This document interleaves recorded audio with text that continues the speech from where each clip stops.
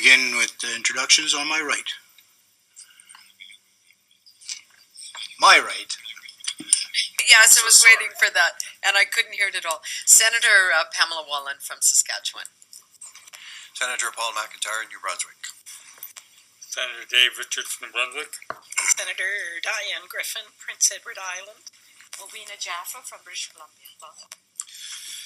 Et je suis le président du comité, sénateur. I'm the chair of the committee, Jean Jeanette from Quebec. Thank you to our colleagues. This afternoon we are continuing our study on the use of medical cannabis by our military. We have as witnesses Mr. Zachary Walsh, Associate Professor, Department of Psychology, UBC, Mr. David Pedlar, is that right, sir? Pedlar? Scientific Director, Canadian Institute for Military and Veteran Health Research, and he is accompanied by Dr. Don Richardson, a consulting psychiatrist, physical clinical lead, Parkwood Operational Stress Injury Clinic. So welcome, gentlemen. I know that you do have presentations, and we shall begin with Mr. Walsh. Good afternoon, honorable senators. Thank you for inviting me to present. It's a privilege. I am a researcher in cannabis and mental health and a tenured psychology professor at the University of British Columbia. I've studied issues related to the use of substances, including alcohol, tobacco, and illicit drugs. My focus for the past several years has been on cannabis use, both medical and non-medical, and its effects on mental health. I'm currently funded by both the Canadian Institutes of Health Research and the Social Sciences and Humanities Research Council of Canada to examine the consequences of cannabis use and cannabis legalization on the health and well-being of adults. My past work has included some of the largest surveys of medical cannabis users in Canada and an extensive review of the impact of medical cannabis use on mental health. I also lead an ongoing randomized controlled trial of cannabis for PTSD, which together with a parallel study in the US are among the first to evaluate this treatment. As a clinical psychologist, I have had diverse opportunities to work with individuals who struggle with the aftermath of trauma. I have received training within the Veterans Affairs Hospital System in the U.S. and now provide clinical supervision to graduate student trainees in the assessment of PTSD. So my testimony today will draw primarily on my own research and knowledge of the empirical literature on cannabis and PTSD, but will also be informed by my first-hand experiences working with individuals who use cannabis to treat PTSD. Juste vous demander de ralentir le... Might I ask you to perhaps slow down the pace so we can follow with the interpreters? Thank you very much. So today I would like to focus on the use of cannabis for PTSD and for co-occurring conditions prominent among veterans, as well as providing some thoughts on the potential impacts on veterans of the imminent legalization of non-medical cannabis use. It is sometimes noted that the evidence for the effectiveness of cannabis for PTSD is not strong. This usually refers to the lack of randomized controlled trials, RCTs, testing cannabis for PTSD. Such trials would certainly add to our confidence in how best to use or not use cannabis for PTSD, which is why we are currently undertaking trials of this sort. However, despite the lack of RCT evidence, it is nonetheless my opinion there is good reason to be hopeful regarding the potential for cannabis medicines to help improve the lives of individuals with PTSD. Human studies that are not RCTs deserve attention. For example, studies show differences in the naturally occurring cannabis systems, the endocannabinoid system, of individuals with PTSD, thus suggesting that dysfunction in the system may explain high rates of cannabis use among PTSD patients. It is essential that we follow the leads provided by patient behaviors, particularly in areas where other evidence may be lacking. Surveys of medical cannabis users identify high levels of use to treat PTSD, and a retrospective study of medical cannabis patients in the U.S. reported substantial reductions in PTSD symptoms after uptake of medical cannabis use. These studies highlight cannabis use to help with sleep and to cope with anxiety and depression that are part of PTSD. Sleep disturbance often emerges as among the most debilitating PTSD symptoms, and one which is most responsive to cannabis therapy. Restorative sleep is key to health and well-being, and when it is disrupted, other aspects of health rapidly deteriorate. I've spoken with many individuals who use cannabis for PTSD and who report going from sleeping in brief stretches, interrupted by terrible nightmares, to having their first full night's sleep in years after initiating cannabis therapies. Clinical research also supports the benefits of cannabis in PTSD-related sleep disturbance.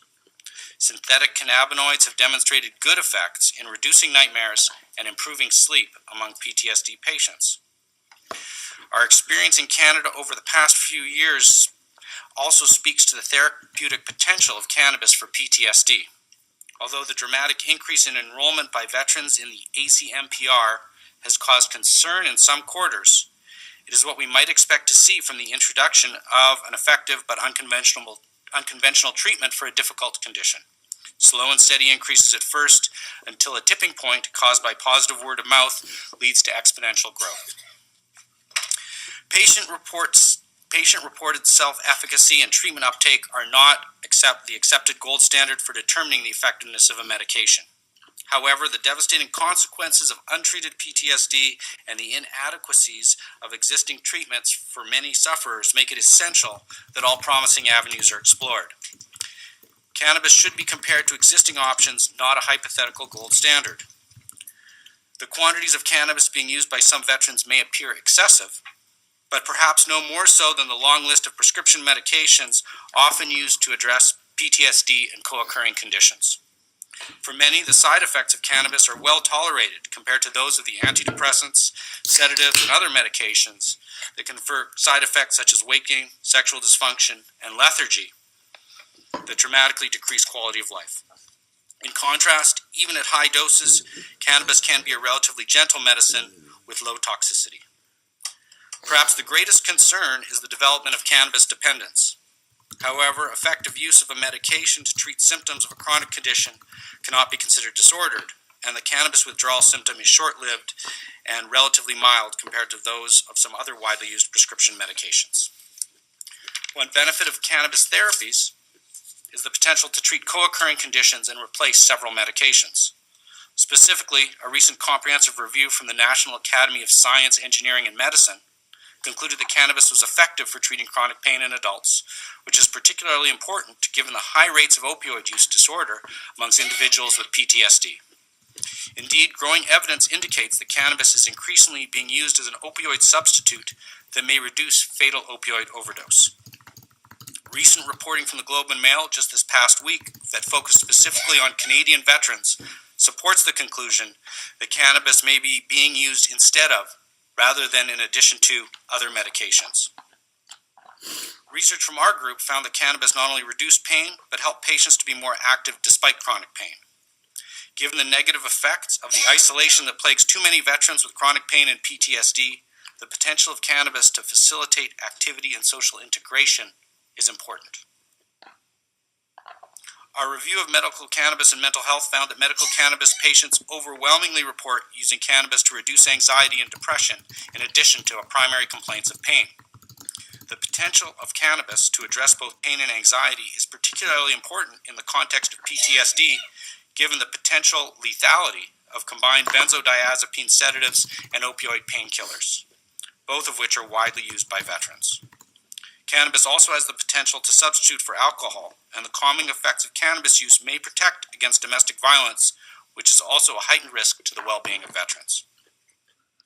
With regard to the impact on veterans of imminent cannabis legalization, I believe the public health approach put forward by the current government will have a positive effect on the lives of veterans and should not be delayed. Our research identifies fear of negative judgment as an impediment to open communication with caregivers regarding cannabis use. Veterans with mental health conditions who use cannabis bear the burden of a double stigma that could be a substantial barrier to accessing proper medical care and engaging in frank conversation with providers. To the extent that legalization reduces stigma, it will have a positive effect on the health of veterans. Legalization will also have a positive effect by fostering research into the development of best practices for therapeutic use of cannabis. One concern I have regarding legalization as currently planned involves per se limits for driving. Veterans who use cannabis therapeutically may consistently exceed the proposed nanogram limit irrespective of acute cannabis intoxication. No one should be impaired on the roads, but veterans who use their medication responsibly should not be abandoned driving entirely. Thank you very much. Merci beaucoup, Monsieur Walsh, pour votre... Thank you very much, Mr. Walsh. And now we're going to hear from Mr. David Pedlar. Thank you for the opportunity to address members of the Senate and this committee on this important topic. My name is David Pedlar. I'm a full professor in the School of Rehabilitation Therapy at Queen's University. I'm also the scientific director of the Canadian Institute for Military and Veteran Health Research. We link together 43 Canadian universities as a network, 10 global affiliates, and industry partners to offer an independent arm's-length perspective to understand and help solve the challenges, health issues facing Canadian Armed Forces personnel, veterans, and their families. Over 1,700 researchers have contributed to our mission. CIMVR, as we call it, is a thriving community that engages researchers, practitioners, government, and interested parties. We're all about working together to solve these problems. First, my heart goes out to the veterans in Canada that have turned to medicinal cannabis as an alternative treatment.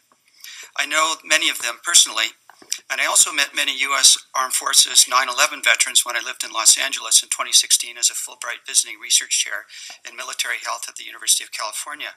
They all had similar stories: physical and mental health issues that they attributed to military service. Common were mental health issues like PTSD and depression, as well as chronic pain arising from physical trauma or wear and tear from the rigors of military service. Note that military health problems commonly occur with physical health problems and chronic pain, and these can impair functioning. So, for example, a common complaint that I saw was that because of their mental and physical health conditions, they had challenges fulfilling roles in life. Many of the veterans I have known agonized over things like how their health prevented them from being the parents and spouses that they wanted to be. Typically, their journey to feel better started with traditional treatments. They climbed the medication ladder, trying a wide range of prescribed antidepressants, anti-anxiety medications, and a wide range of other traditional and non-traditional treatments and therapies. But they were not satisfied with the results. Finally, they turned to cannabis as an option in seeking relief. Some I have met claim that cannabis has helped them greatly, and some have experienced adverse side effects and discontinued use. Regarding policy on medicinal cannabis under discussion here, I think one important lesson is the importance of adhering to the principles of evidence-based policy in decision-making, especially when we're going to publicly fund healthcare treatments. The government policy under discussion is an example, perhaps, of doing it backwards. The initial policy on veteran cannabis was not based on high-quality scientific evidence of safety and effectiveness. Therefore, the challenge facing government over the past year or two has been how to introduce rationality to a policy that was not initially evidence-based. However, here we are. So it's essential to balance compassion with caution, recognizing that many veterans are already using cannabis and could be adversely affected by dramatic policy changes. CIMVR proposes two priorities. First, from our perspective, is the investment in new research in the safety, effectiveness, and cost-effectiveness of medicinal cannabis. Overall, the quality of research evidence on safety and effectiveness of medicinal cannabis, is of low quality. There is encouraging evidence that something in cannabis has good therapeutic value. On the other hand, cannabis can be addictive and has a variety of other adverse effects. It is an extremely complex mix of chemicals and has complex pharmacokinetics and pharmacodynamics, and has positive and negative acute and chronic effects that are not well understood. THC concentrations in cannabis have increased over time. Overdose can occur. In addition to overdose, motor impairment is a consequence of use and can lead to motor vehicle and other kinds of accidents. High-quality research is needed. The overall goal is to improve the quality of evidence for safety and effectiveness of medicinal cannabis. One key line of research would focus on safety and effectiveness, looking at how cannabis affects the body's endocannabinoid system. We should also focus on it like any other drug, recognizing that virtually all medications have an on-target therapeutic effect and off-target side effects. Another key line of research would focus on cannabis from a public health perspective, the impact on physical and mental health, but all domains of functioning at home, at work, and in the community. How does it really impact veteran well-being? The second priority is that CIMVR has an important role to play in knowledge dissemination, but knowledge dissemination is very important. Veterans desperately need more information on both the potential benefits and adverse effects of using cannabis for medical purposes. There's an enormous amount of misinformation and marketing out there, making the need for quality, authoritative information even greater. This will become even more critical once cannabis is available for recreational use. Health professionals would also benefit from additional information, and SIMVR can play a key role in collaborating this with provincial and national medical associations. More effective collaboration could also be made with the network of Veterans Affairs funded OSI clinics and those who authorize the use of medicinal cannabis. And SIMVR is well situated to bridge those gaps. In closing, I wanted to mention that SIMVR is currently building a partnership with the DeGroote Center for Medicinal Cannabis at McMaster University and Parkwood OSI Clinic to support research and knowledge dissemination into medical cannabis in the veteran space. I would highly recommend that you invite the DeGroote Center team from McMaster here to speak.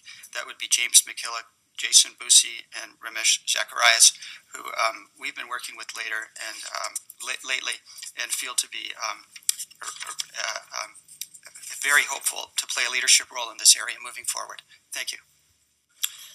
Merci beaucoup, Monsieur Pedler. Thank you very much, Dr. Pedler. I believe Dr. Richardson, you also have a presentation? Please go ahead. The Senate Committee for the opportunity to address on this important topic of cannabis for medical purposes in veterans. I'm a consultant psychiatrist and physician clinical lead at the Parkwood Operational Stress Injury Clinic. I'm also a fellow with the Canadian Institute of Military and Veteran Health Research, SIMVR, and associate professor at Western University. Over the past 20 years, my clinical and research work has focused primarily on veterans, Canadian Forces members with PTSD and other operational stress injuries. I will keep my introductory remarks short, as Dr. David Pedler has already highlighted the issues of cannabis use for medical purposes, especially regarding both the short and long-term safety and effectiveness of cannabis for medical purposes. I support CIMVHR's priorities of both research and knowledge dissemination. High-quality research for cannabis for medical purposes is lacking, and there's a desperate need for good clinical research involving not only the veterans, but also their families. This research should examine not only symptom reduction, but also the quality of life of the veteran and their families. We look forward to collaborating with the Canadian Institute for Military and Veteran Health and McMaster's Center for Medicinal Cannabis on their research agenda. This type of research is extremely important as military-related PTSD does not respond as well to either medication treatment or pharmacotherapy or psychotherapy, the talking therapy, when compared to civilian PTSD. As was already reviewed, accurate information to veterans and their families and to community care providers are crucially needed. With this knowledge, veterans and their care providers can make more informed decisions on the potential benefits and potential adverse effects of using cannabis for medical purposes. Thank you.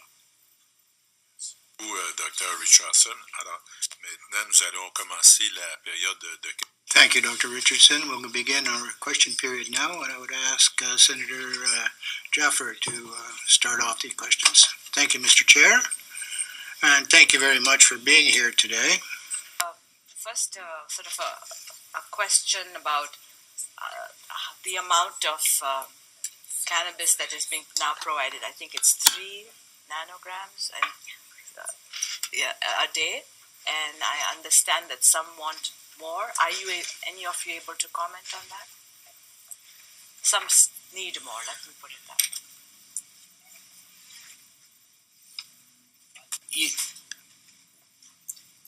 With the research being conducted now, I think we're trying to determine what is an ideal dose. And what we can see from naturalistic observation of what's going on with medical cannabis patients broadly and veterans specifically, people with PTSD specifically, it seems that that would be sufficient for most, but not all.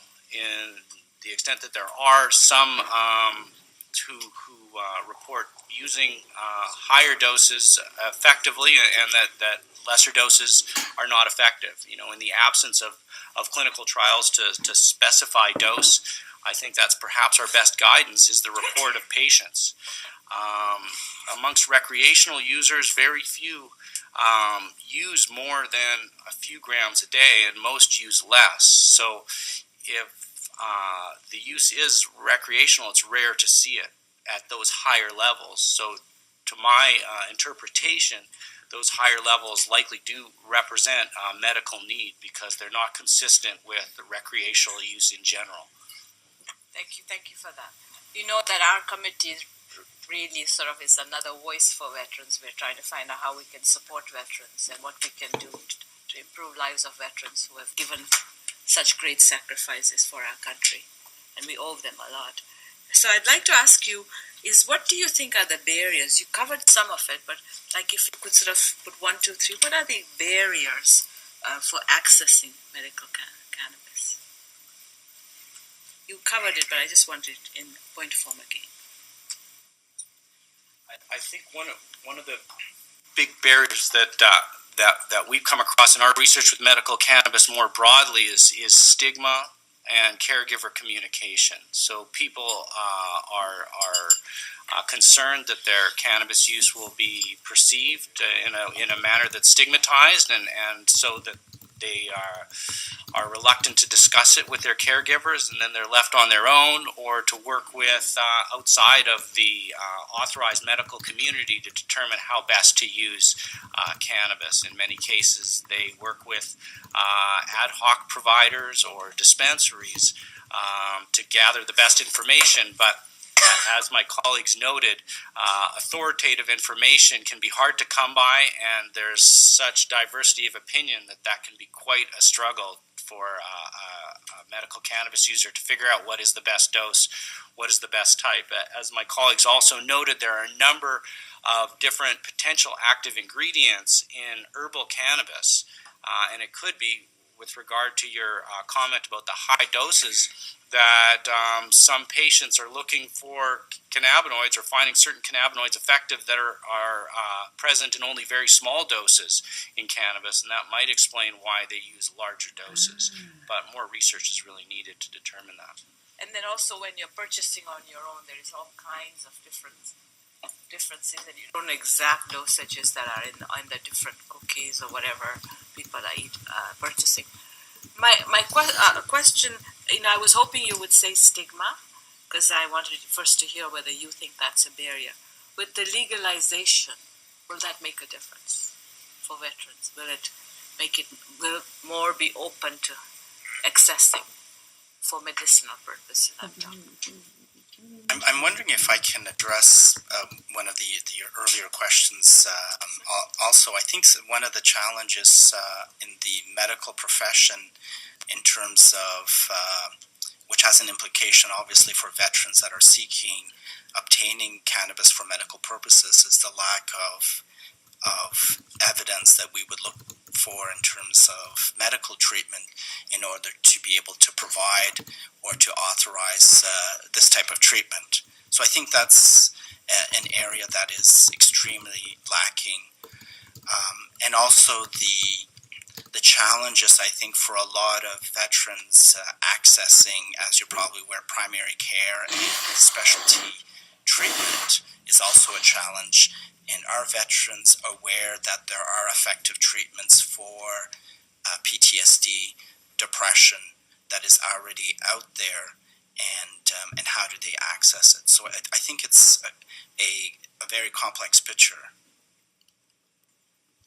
And if I may just talk about the 3-gram, 10-gram thing, I guess what I would say is that I don't think there's any clear scientific basis for 3 grams or 10 grams. It would be based on input from practitioners, but there's no clear scientific basis. In a sense, I would call those arbitrary. We do know, though, that higher use is associated with higher risk, including addiction. I think both 3 grams and 10 grams would be considered high, although there may be individual circumstances where they could be warranted. And 10 grams, I think, would be considered extremely high. But if people are on 10 grams, I think there are issues around withdrawal and other hardships that might be important issues in terms of how you would transition from 10 grams to 3 grams. Are there gender differences? I think that's a good question, and I'm not sure there's any studies out there. However, for most medications that are approved, these are ones that have like a drug identifying number. Most of the research is actually done on men, so there is a definite lack of evidence research for that is gender specific. So that's a very good point to bring up as we start, as kind of we start doing research on this, because it could be quite different. We do know that the impact of alcohol on women is significantly different than for men. So, but we do not know, as far as I'm aware of. I think there may also be gender differences related to the stigma issues that you raise, where there may be a particular stigma amongst women for using cannabis, particularly as it relates to parenting issues. Some research from our group has shown particular attitudes towards parenting and cannabis that might add an additional barrier to trying to access that cannabis medications. Just to add to the stigma issue, our research with medical cannabis patients, and this is a few years old now, so I think that it's a quickly moving target, but the stigma extends, I think, to physicians as well, who are reluctant to go against some of the provincial regulatory bodies and be perceived as endorsing a medication that doesn't have the kind of support they might want. And what we've come across anecdotally, at least quite frequently, is physicians recommending it, but also being reluctant to recommend it officially, and instead recommending it casually or deferring it to the illegal market. Just one more question.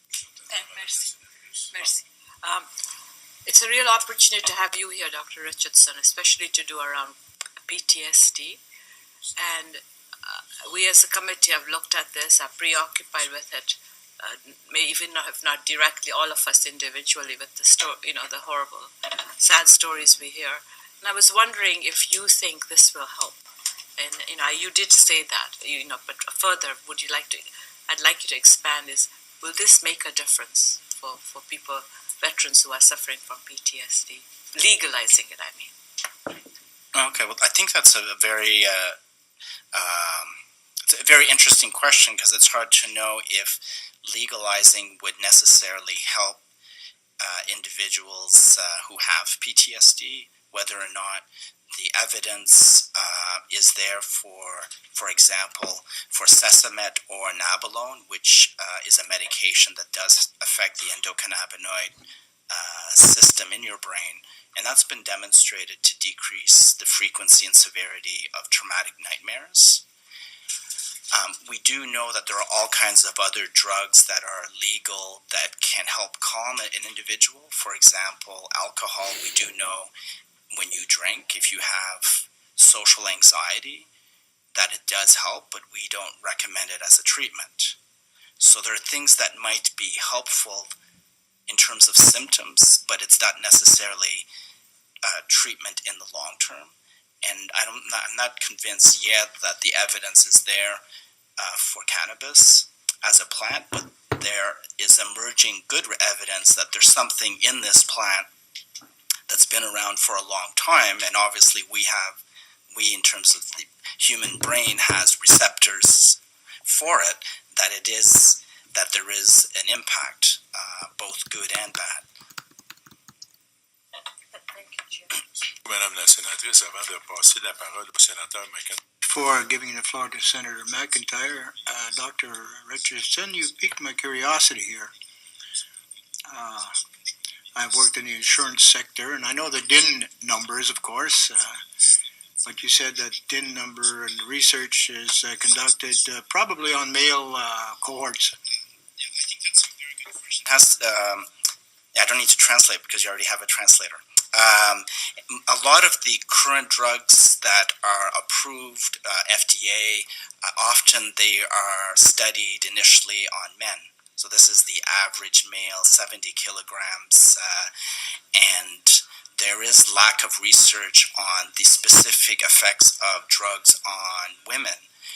Currently now, if you try to get studies published, or if you're trying to get medication, new medication, my understanding is that you have to also look at the gender aspect.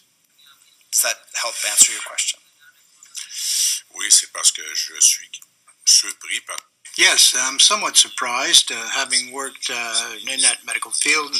I know about the DIN system, but I didn't realize there was a linkage with research on male subjects. But thank you for your answer, and we'll continue with Senator McIntyre. For sharing your knowledge with the subcommittee on the state of research and knowledge on the use of cannabis for medical purposes. Your presentation, in fact, is very interesting. This is the second meeting. At the first meeting, Veterans Affairs Canada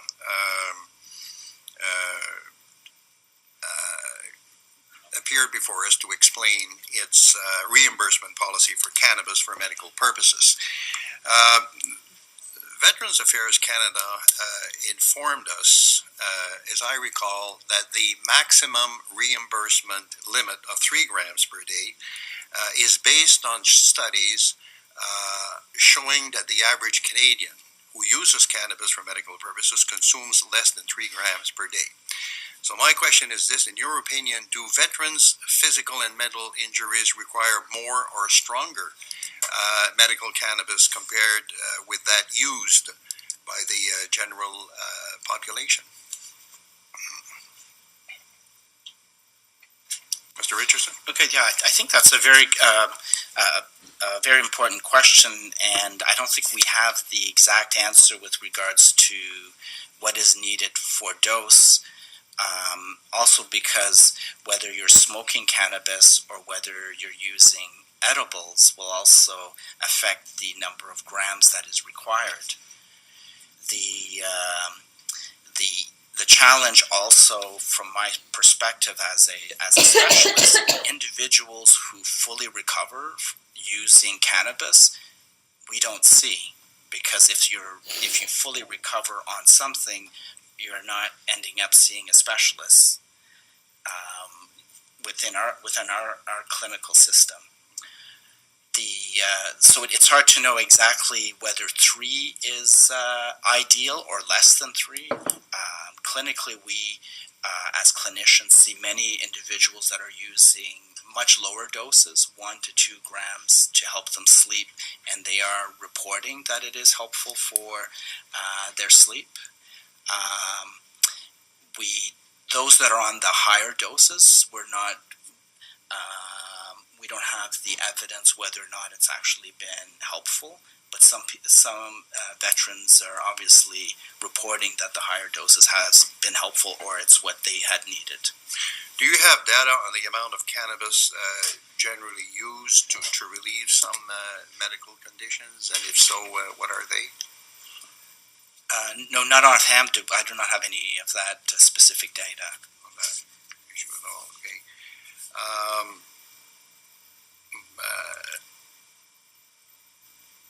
Are cannabis producers involved in studies on the effects of cannabis for medical purposes? Can anyone answer this question? Mr. Walsh? The study that's ongoing, hosted by UBC, that I lead, is sponsored by Tilray, who are a licensed producer of cannabis, and I believe that other licensed producers are also engaged in a variety of different research endeavors. But wouldn't their involvement pose a risk of bias or conflict of interest? I think, as typical of pharmaceutical development, there's often an industry component, and I don't think that cannabis is different from other medicines where the pharmaceutical industry sponsors the trials. Any other comments on that? I think it introduces the potential for bias, but it doesn't necessarily mean that there is a bias. It would be in anything that will be published. If it's supported, it will be indicated in the publication. And perhaps a final question here. How do you think the legalization of recreational marijuana will affect veterans' use of medical marijuana? I think we don't know. However, I would assume that, like most things, that once it becomes legalized, there will be an increased use. Whether or not veterans might be using it for medical purposes to treat symptoms, they might be using it, like a lot of Canadians are using it, for recreational purposes also. Some might find it helpful and some might not find it helpful. Well, I'll rephrase the question. Do you anticipate that people could self-medicate using recreational cannabis without appropriate medical follow-up? If so, what would be the consequences of this phenomenon in your opinion? Yeah, I think as a clinician, probably our approach will be similar to alcohol. We do know that many individuals will self-medicate with alcohol to help them sleep, to control if they're nervous or upset. And I would assume that the approach will be very similar to legalized recreational cannabis. And what is important is probably public education and information on what is a safe use and what are the potential drawbacks of continuous use. I think that the legalization, to the extent that it reduces stigma, will bring people who are currently self-medicating but perhaps concerned about disclosing that to their physician into closer communication with their physician. So it'll be something that's a little bit easier to speak with your doctor about once it's generally legal. Once it's legal. Yeah. Merci, Monsieur. Merci, Sénateur Enquêteur. La parole à Madame la Sénatrice Wallen. Senator Wallen. Go over a little bit more of some of the similar turf that's been discussed here. Last week in our first assessment of this, we were trying to get at the question of how the government decided, or VAC decided, to go from 10 grams to 3 grams, and all of you seem to indicate that we still don't have good research on that. They cited, I think, one licensed producer who said the average non-veteran patient uses 1.5 grams compared to 4.6 for the veteran user of medical marijuana. I don't know how relevant those statistics are. They were cited, so you might want to comment on that. I guess my question is really, when we're talking about 3 grams versus 10, that's a huge difference.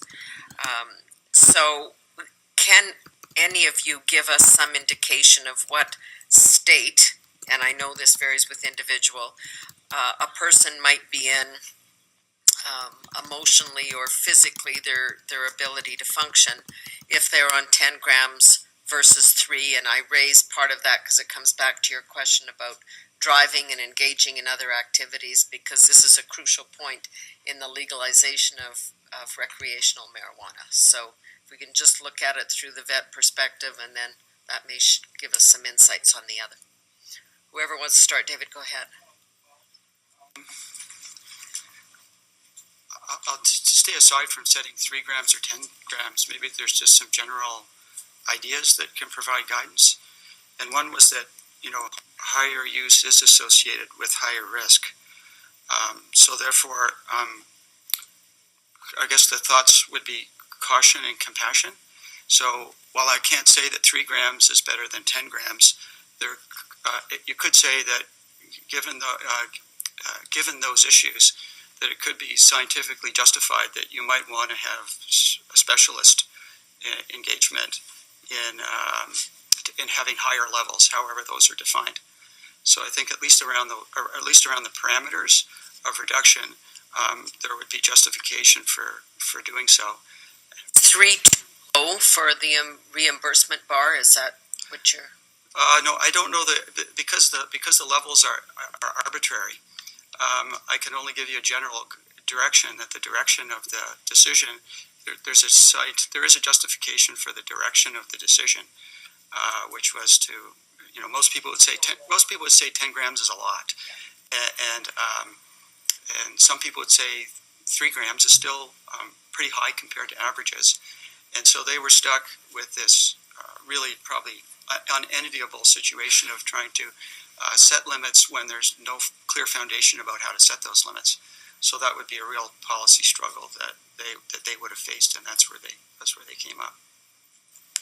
Yeah, I think I was going to say, I think the following the same line of compassion and also caution, and it's very hard to pinpoint a specific what is the maximum dose. If we look at, in general, when we're prescribing a medication, whether it's an antidepressant, for example, or a blood pressure medication, there is what we'd call a therapeutic window, which means there's a dose that within this range will work for the average individual for that condition. So, however, there are some individuals, because the way they're metabolizing the drug in their liver, or the severity of their symptoms, or the makeup of their brain, might require a higher dose. And there are some individuals that require a very small dose because they don't metabolize medication or a drug well.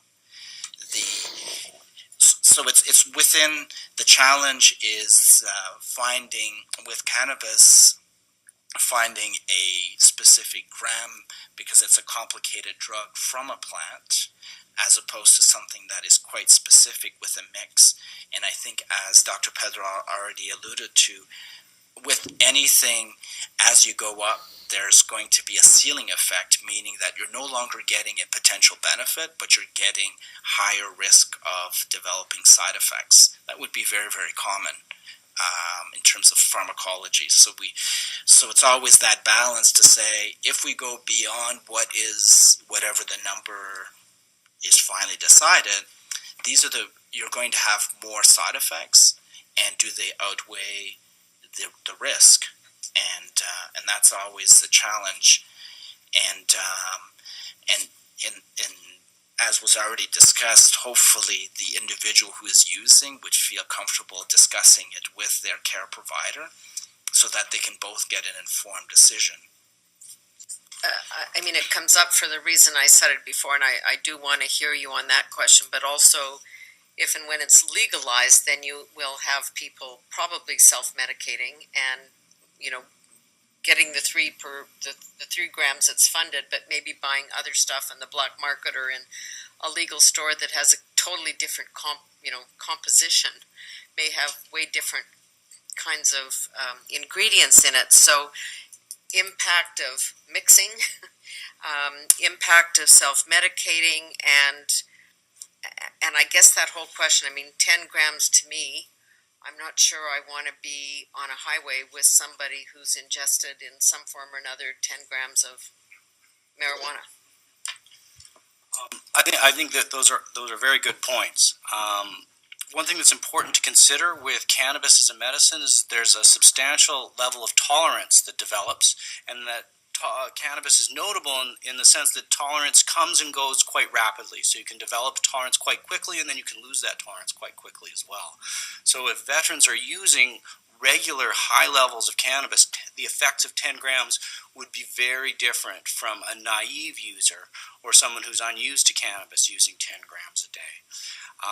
In my experience, there's a great variety of styles of use, even amongst people who are using it for the same condition, for PTSD. So whereas one veteran may take a few puffs before bed to help suppress dreams, and that might take less than a gram a day or less than half a gram a day, someone who's also suffering from chronic pain may want to feel the effects throughout the day and may require a much larger dose.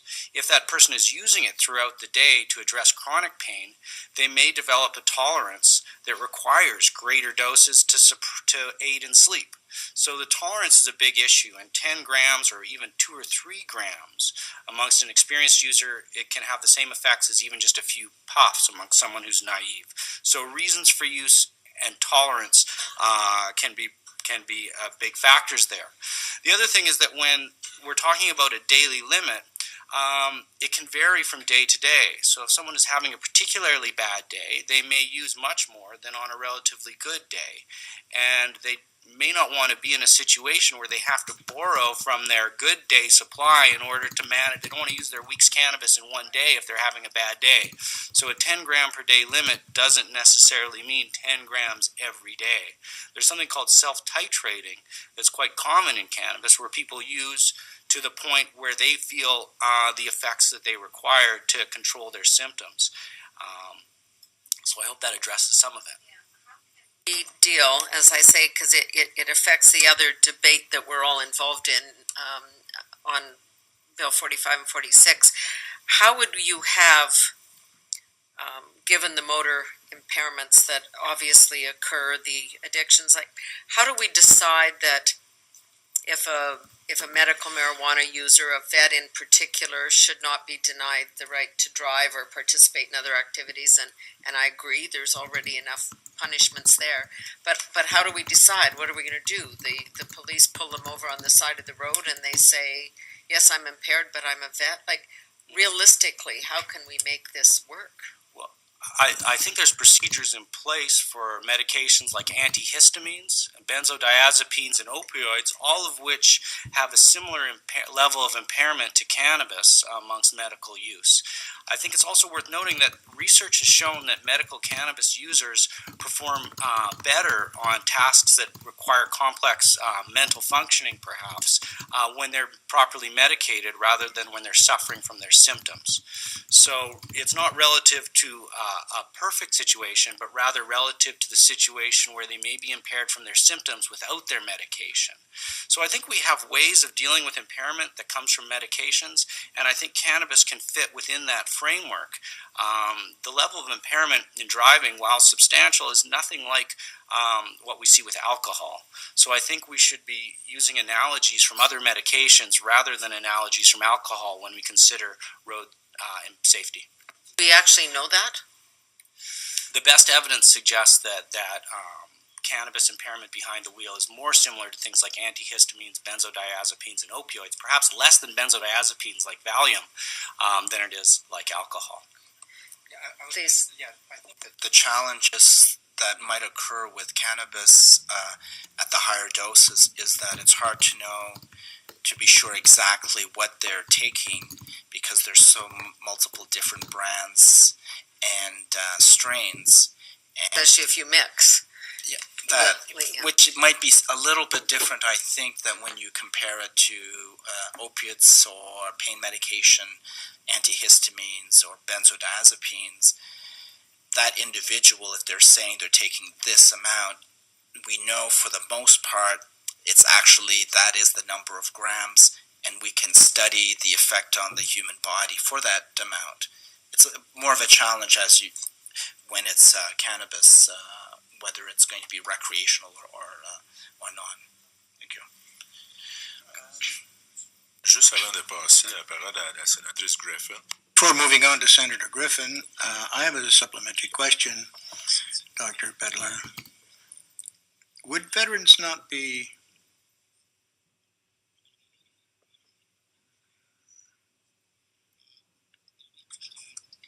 But I will just say one thing, which is that sometimes older, we're talking about veterans, but if we're talking more generally, we may be looking at more seniors who are veterans as well, using cannabis for medicinal or recreational purposes.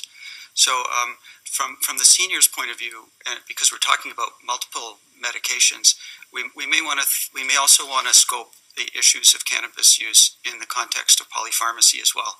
So I just wanted to add that to the discussion. Thank you.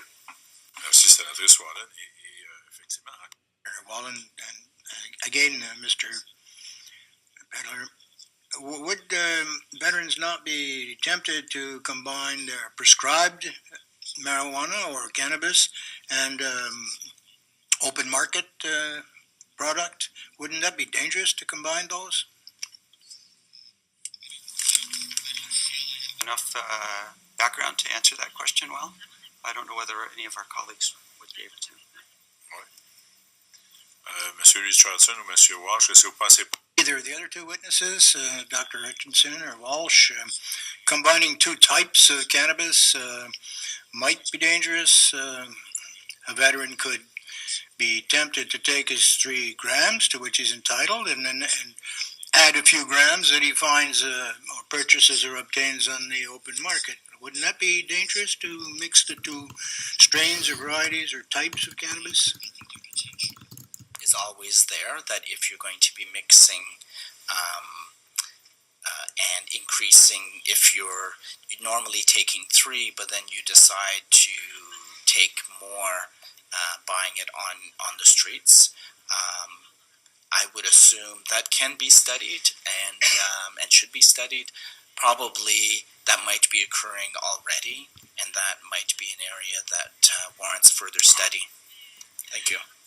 I think that that's one of the potential benefits that we may see with legalization is that there'll be more access to well-characterized cannabis, so that if veterans are accessing outside of the program, they're able to know exactly what it is that they're getting. Right now, as you say, if they're getting cannabis from the illicit market, it's hard to know what's there. So perhaps legalization may reduce some of those risks associated with accessing illicit market cannabis. ça, c'est évidemment en autant qu'ils l'achètent. Well, insofar as they're getting it from authorized sources of sale, because I'm sure there'll continue to be street cannabis available and cheaper because there's no tax. Now, Dr. Richardson, are there veterans that have ceased to use cannabis and started to go on to antidepressants, for example? Clinical experience, I've had lots of evidence of veterans who have discontinued cannabis use, whether it was cannabis for medical purposes or if they were using it for recreational purposes, and have been able to respond well to pharmacotherapy, including antidepressants.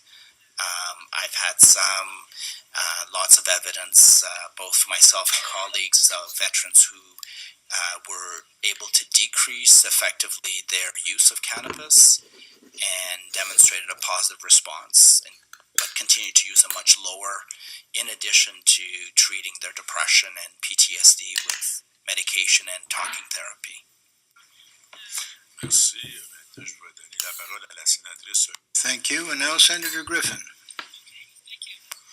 So this has been an interesting discussion, certainly. Dr. Walsh, what about long-term use of medical marijuana? Does it become less effective over time? I think that at least as far as we know, the tolerance that impacts the effectiveness of cannabis develops quite quickly, and most patients, in my experience, find their dose and are able to stay there, and particularly they want to stay there and they want to find the effective strain, which has been an issue. So most people, once they find their spot, they're able to stay there. I think the hope is that in the long term, using cannabis to reduce symptoms can help veterans engage in some of the talk therapies and behavioral therapies that are associated perhaps with a cure to PTSD, as opposed to the symptom management that cannabis brings. I think some of the best hope is that cannabis can perhaps help with sleep and help with some of the factors that make it difficult to engage in those behavior therapies, because they're difficult to engage in those therapies. They often involve reliving the trauma, and they can make things a little bit worse before they get better. So having those supports there to help with long-term healing, I think, is one of the potentials. But I'm sure for some, it will be long-term use to manage symptoms. Okay, and if someone were to be using recreational marijuana, would they achieve the same result? Sorry, the same result. as they would with medical marijuana. Will recreational marijuana achieve the same result in terms of allaying symptoms and helping them with other treatments? So the cannabis itself is usually the same between medical. I mean, the medical marijuana is more carefully characterized and should be cleaner and held to a variety of specifications. But the substance itself is generally similar. So medical versus recreational can refer to people's authorization and their motivations, but doesn't necessarily refer specifically to the quality or the characteristics of the cannabis. Okay, thank you. Dr. Pedler, you had mentioned risk of overdose. Do you mean that could happen or currently happens with cannabis alone, or is it more generally when it's mixed with alcohol and other drugs besides marijuana? I will probably defer some of this to my clinical colleagues, but my knowledge in this area comes from reading, but also comes from the contact I have with the emergency physician community. And so they commonly see overdose issues come into their space, like on a regular basis, perhaps on a daily basis. And the accounts that I'm aware of often can evolve into the way it's been used. So, for example, if it's ingested, it's much harder to keep track of how dose has been impacting your well-being. And so I've heard a number of actually quite scary stories around overdoses from people who are just either sort of innocently experimenting with it or using medical cannabis. With clarifying what we mean by overdose with cannabis, the colloquial term is greening out, and it's a very unpleasant experience that lasts for several hours and is characterized by anxiety and sometimes nausea, but not long-term damage the way we see with overdose of many other medications. Fortunately, there are not cannabinoid receptors in the areas of the brain responsible for breathing. So the issue that we see with the opioid epidemic and the terrible number of overdoses is something that we can't expect to see with cannabis. So an overdose, while unpleasant, usually doesn't have long-term negative effects. Okay, thank you. Sénatrice Griffin, est-ce que quelqu'un qui n'avait pas répondu? Monsieur Walsh? Everyone have a chance to contribute, Dr. or Mr. Walsh, Dr. Richardson. Everyone's had their word. A little confusion here. I'll give the floor to Senator Richards now. And this is not a statement. It might sound like a statement, but I grew up in a drug culture. And the idea that this is going to be uniform and that there's going to be a kind of uniform reaction. Everyone has a different reaction to taking these drugs. Someone might take them and feel fine and great. Others become isolated and paranoid. And I'm sure you all experience that and know that. And so, and I'm worried that, I'm not at all worried about people having cannabis and taking it to go to bed and relieve the nightmare and the horror of post-traumatic stress. I mean, my God, who would be against that? But I'm worried about the long-term effects and the mixing it with alcohol and I know how every party starts and every party ends, and a lot of times they don't end well because they start off thinking you're going to have a few tokes and a few things, and 3 days later you're still drunk and high. Wow. I've experienced that, and so have many of my friends, and I'm just wondering, is this in the long run going to help these guys? I mean, is this really going to help these guys, or is this going to be just another problem that we're creating with this? Somebody's going to take 3 grams of marijuana, and then they're going to say, well, that's not working. I can go down to the local marijuana bootlegger and get 3 or 4 more because we're having a party. And so I'm just, what I'm saying is, you've set up a criteria and some rules here. I'm not sure everyone's going to follow them, that's all. And I'm not at all saying that this isn't going to work for some people. I'm just wondering if it's going to work for the vast majority of people. It's a general statement. I think that's very how we would like to approach it, and hopefully we currently have today effective treatments to treat PTSD, including military-related PTSD, depression, anxiety, other operational stress injuries that does not involve cannabis. So I think that message needs to be promoted. However, we do know that military-related or combat-related PTSD, as I mentioned already, doesn't respond as well to treatment, whether it's talking therapy, the psychotherapy, or the list of other medications. So there is a desperate need to find more effective treatments. However, in a clinical approach or approach that I would find that for veterans and their families and their caregivers is somebody that they can trust, that they can discuss what are the options. Have I tried treatments that I know are helpful? And there's been lots of news on the benefits of exercise for depression and anxiety, which has minimal side effects. Then there's the talking therapy, there's medication, and if you've tried what we know has been demonstrated to help but isn't working for you, then what can you go as your next step? That's the approach I try to work with. Thank you very much, and I'm not faulting this. I'm just worried about it. That's all, because the idea that this is just an isolated drug is not the case. It's a companion drug to every other drug around. It's always been a companion drug. I mean, I've grown up with this since I was 14. It's marijuana and alcohol have been at every party I was ever at, and they're mixed together continuously. And I'm just thinking that it would be good if this was the case. Your theories were true, and I wish they were. But I just see problems arising out of this over the next few years. That's all. If I can speak to the statements about them being used together, I agree that co-use of cannabis and alcohol is problematic. Our research, at least with students at UBC, where we've asked them about their co-use of cannabis and alcohol, and many of them said that cannabis helps them to drink less alcohol and drink more slowly, that it doesn't motivate increased alcohol consumption.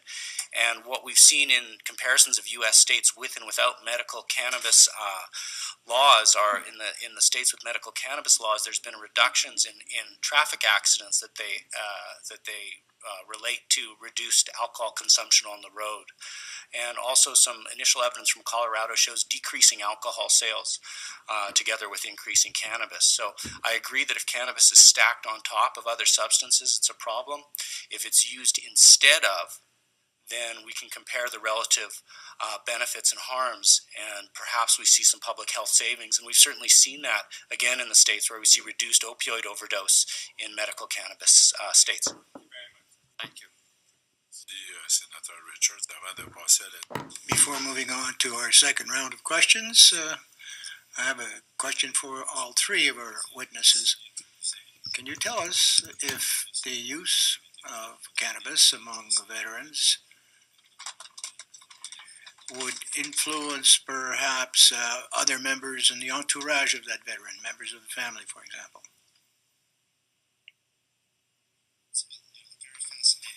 I'm not sure that I know whether or not other family members are also using, but I think it is a potential concern.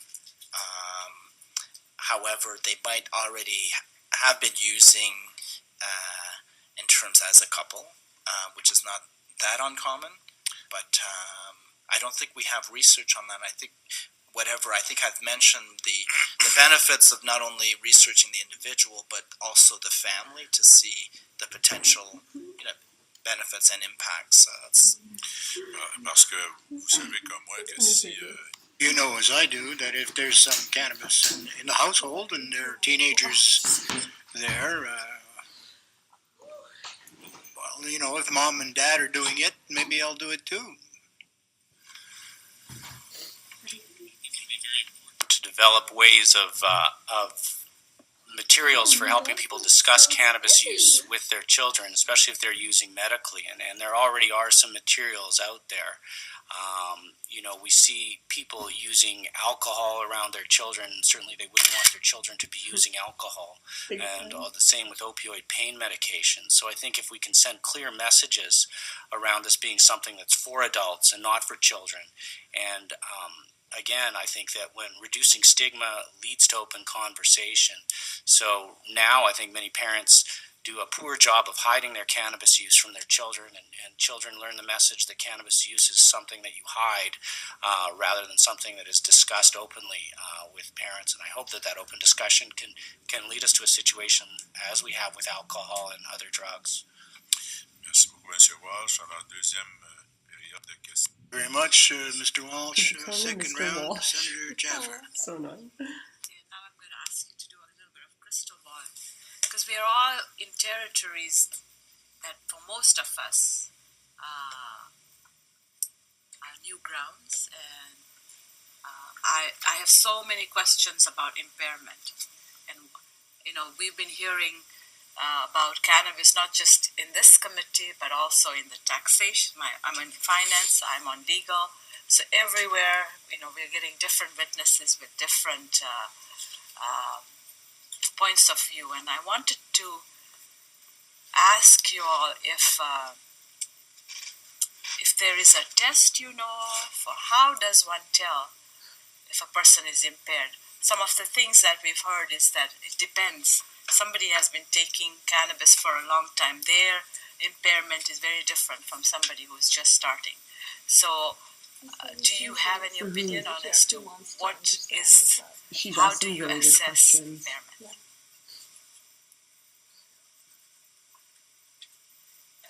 Because the way that it's metabolized presents a particular puzzle when it comes to impairment. A certain nanogram blood limit can mean that you used a lot of cannabis yesterday. It can mean that you have recently ingested cannabis but aren't feeling the effects yet, or it could mean that you're impaired. So I think we're going to have a lot of trouble finding some kind of per se blood limit that will be informative. I think that functional tests of impairment, like the roadside sobriety type tests, may be our best tool, and I think research that could refine those type of assessments, whether you are currently impaired as you're taken away from your car, is going to be more informative and more fair given the way that cannabis is metabolized than any kind of per se limit. I think that some kind of roadside test, perhaps if you're talking about driving, that's going to see how impaired people are, what their reaction time is, what their executive function, their attention, all those things that may be impaired, if we can test those in a real life setting, is going to be more informative than blood levels, especially and perhaps combined with some kind of indication of blood levels. But blood levels on their own are going to be tough test for impairment. I think we're going to need something behavioral that shows how impaired someone actually is. Unfortunately, we are not going to get something, I don't think, like alcohol, where you get this nice indication of how much alcohol is in someone's blood based on a breathalyzer. And that really, because of the way alcohol is metabolized, gives us a good indication.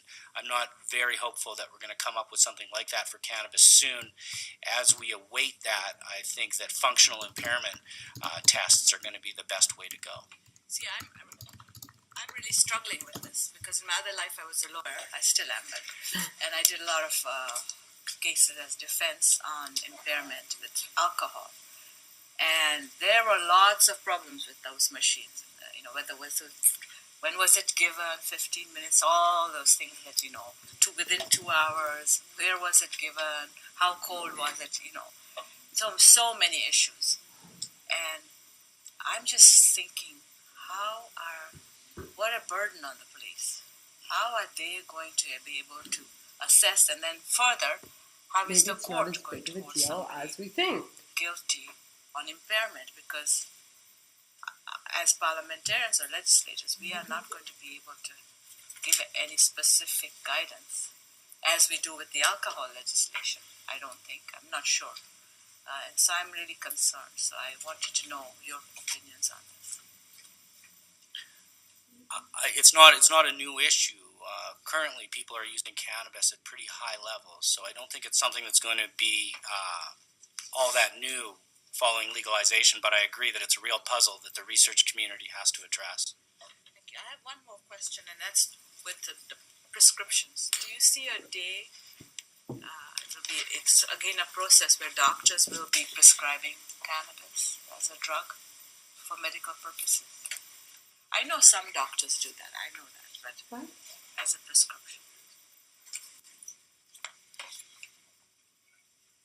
Yeah, I think it's very hard to know what will. That's probably not one of my talents to be able to predict the future. So I think if there is sufficient evidence of and an indication, whether it's off-label or whether it's directed through Health Canada or the FDA through the U.S., and then like any other treatment that is beneficial, then I would guess the medical community would support a prescription or a treatment for it. I don't think we're there yet, but I think once we're there and it goes through all the regulatory approvals, then if it's indicated, then I would assume it would also be supported. Enjoy. It's like This is longer term, but if you look at the path that a lot of medications have taken, so if you take something like Digitalis and look at its history, which went back to a plant called foxglove, and it took a long time to separate what was helpful, beneficial, and what was harmful. My experience of, physicians like to know what they're prescribing. So something with 87 chemicals in it is really a challenge for a physician to even get their head around. So generally speaking, physicians like to prescribe things that are built from the molecule up. And so I'm guessing that as we learn more about what the beneficial thing is, that we'll be better positioned to actually build medications, whether they're natural or synthetic, that will become more like traditional medications in terms of knowing exactly what you're giving and what the harm and benefits are. Thank you. Avant de passer la parole au sénateur McIntyre. Before giving the floor to Senator McIntyre, I'd like to come back on a point raised by Senator Jaffer, who was talking about breathalyzer test. I was a policeman, and I was a specialist in these breathalyzers, a technician, qualified technician. And while we did recalibrate our equipment, it was very difficult when we went to court using breathalyzer evidence, etc. It had to be taken within a 2-hour time span, and we know that for drugs, police officers can do your cognitive tests and perhaps take a blood test within 2 hours. It'll have to be that. Often the breathalyzer tests were done at night, and if you were going to do the same and draw blood, how are you going to do that in the middle of the night in that BCB or in some forlorn place? You can't go to emergency. It's not a priority. So good luck when you go to test for drugs. And I know what I'm talking about. But now, comment aside, I'll give the floor to Senator McIntyre. Thank you, Mr. Chairman. Committee Yeah, heard from I just Dr. texted Joel about Walsh, Veterans Affairs Chief Medical Officer. According to Dr. Corshan, marijuana is still a controlled substance, and because marijuana is still a controlled substance, researchers have difficulty submitting research ethics proposals and passing the ethics board. You all have an expertise on the state of research on this issue. Have you come up with this problem? I think, my experience with research ethics board, in recent years, I think there's been so much interest in doing cannabis research and so much calls for cannabis research that the research ethics board hasn't been the primary barrier. I think finding funding for cannabis research has been a bigger obstacle, and I think the perspective of the scientific community on cannabis is primarily a lower consequence drug of abuse makes it not a research priority compared to some other health issues. So I think emerging lack of interest and perhaps stigma has been more of an issue. Also, the biggest issue internationally is access to cannabis in research settings where cannabis administration is called for. It's been a puzzle trying to access the quality of cannabis that's required for reliable research. But the research ethics boards vary really from site to site, and I can't say that the research ethics board that I've dealt with has been anything short of helpful.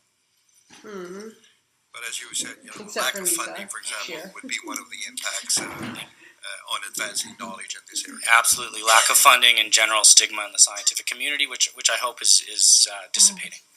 Funding and stigma. Thank you. Chris Waller. Thank you. Two quick follow-ups, including warning Senator Richards not to try travel to the United States with all your confessions here today.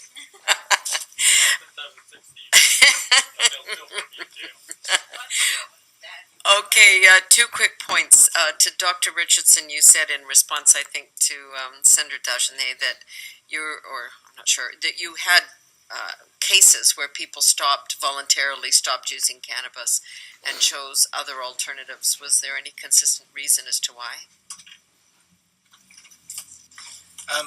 I think that's something we're currently studying in the sense of examining those who have used, who are currently using and have used cannabis, what is their potential benefits and reasons for decreasing.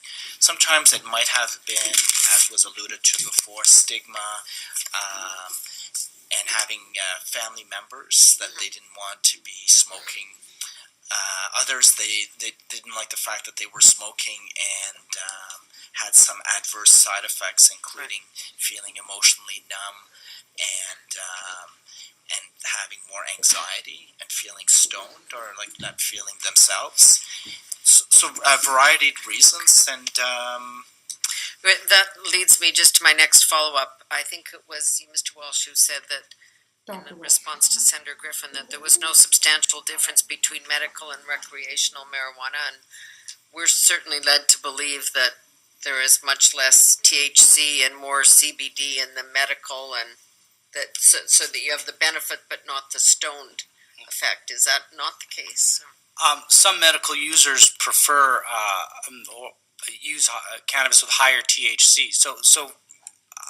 I think the distinction I was making is that it's not the cannabis itself that's medical or recreational, rather the